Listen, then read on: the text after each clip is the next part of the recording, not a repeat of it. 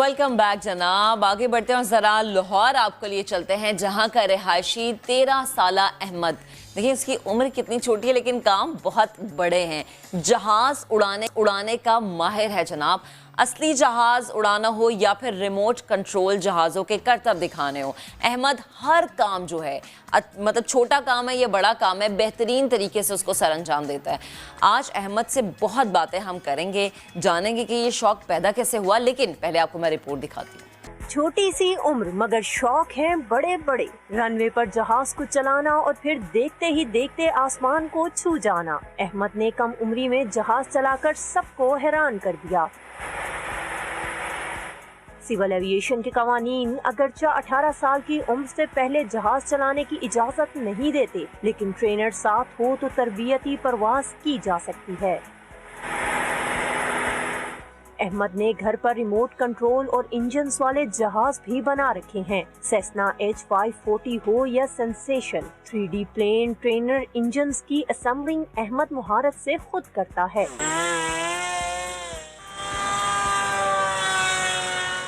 7 years का था तब से मैंने प्लेन उड़ाना शुरू किया और तकरीबन 9 to 8 मंथ्स के अंदर मैंने लैंडिंग टेक ऑफ भी शुरू कर दी। उसके बाद फिर मैंने पैटर्न फ्लाइंग पे मूव किया।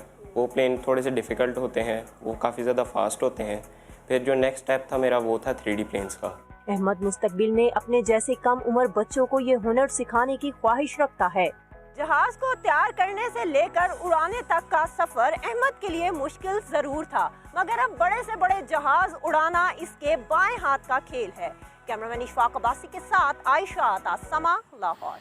इतना बड़ा और ख़तरनाक काम बाएं हाथ का खेल जनाब। तो हमें ज्वाइन कर चुके हैं कम उम्र पायलट अहमद। अहमद, बेहद शुक्रिया आपके वक्त का। और ये जब मैंने देखा ना कि आप इतना महारत से इतने अच्छे तरीके से काम करें, तो मुझे खुद हुआ ये कि पूछना चाहिए कि ये आखिर फ्लाइंग का शौक़ कैसे हुआ, क्योंकि 13 साल या 14 साल की उम्र में हम देखते हैं कि बच्चे तो पतंगे ही उड़ा रहे होते हैं या उनके शौक़ कुछ और होते हैं, क्रिकेट खेल लिया या मोबाइल में लग गए।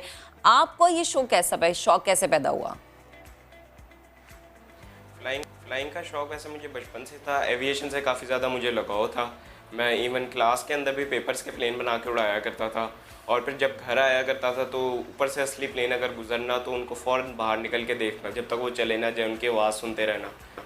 फिर इस तरह शौक़ मेरा काफ़ी ज़्यादा बढ़ता गया। मैं घर वालों से क्वेश्चन करता रहता था कि ये कैसे प्लेन उड़ता है, ये किधर जाता है, इनको किस तरह पता चलता है। फिर कभी कोई टीवी में कोई प्लेन देख लिया तो फिर उसके बारे में घर वालों से पूछते रहना।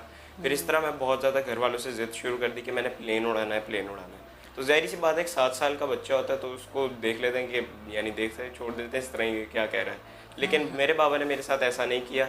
वो मुझे एक क्लब लेके गए, मॉल क्लब। वहाँ जाके मैंने डिफरेंट स्केल्स के प्लेन देखे। उसमें बहुत ज़्यादा बड़े प्लेन्स भी थे और काफ़ी ज़्यादा छोटे भी थे। और फिर वहाँ से मुझे ये शौक़ पैदा हुआ। अच्छा अहमद, एक बड़ी इंपॉर्टेंट चीज़ मुझे ये बताएं कि फ़्लाइंग की ट्रेनिंग, क्योंकि जब हम बात करते हैं फ़्लाइंग की तो यकीनन ये वो चीज़ है जिससे शायद अम्मा बाबा भी घबरा जाते हैं और ख़ुद फ़्लाइंग करने वाला भी घबरा जाता है। तो ये ट्रेनिंग आपने किससे ली? फ्लाइंग की ट्रेनिंग मैंने सर साजिद अहमद से ली, जो 2 टाइम नेशनल चैम्पियन है।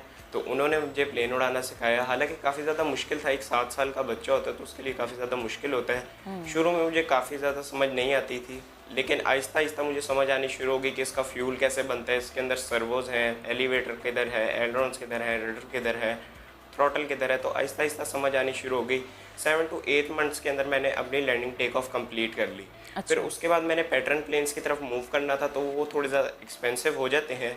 तो उसके लिए मुझे एक ब्रांड ने स्पॉन्सर किया था, इस्माइल फरीद। तो उनकी वजह से फिर मैंने एक पैटर्न प्लेन लिया। फिर मैंने पैटर्न प्लेन पे अपनी फ्लाइंग शुरू कर दी।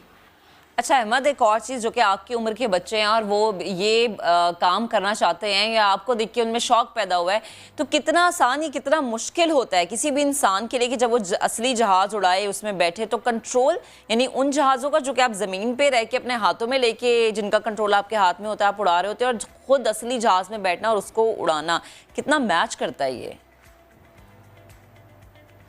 फ़र्क तो ज़्यादा बिल्कुल भी नहीं था, क्योंकि दोनों के कंट्रोल सेम हैं।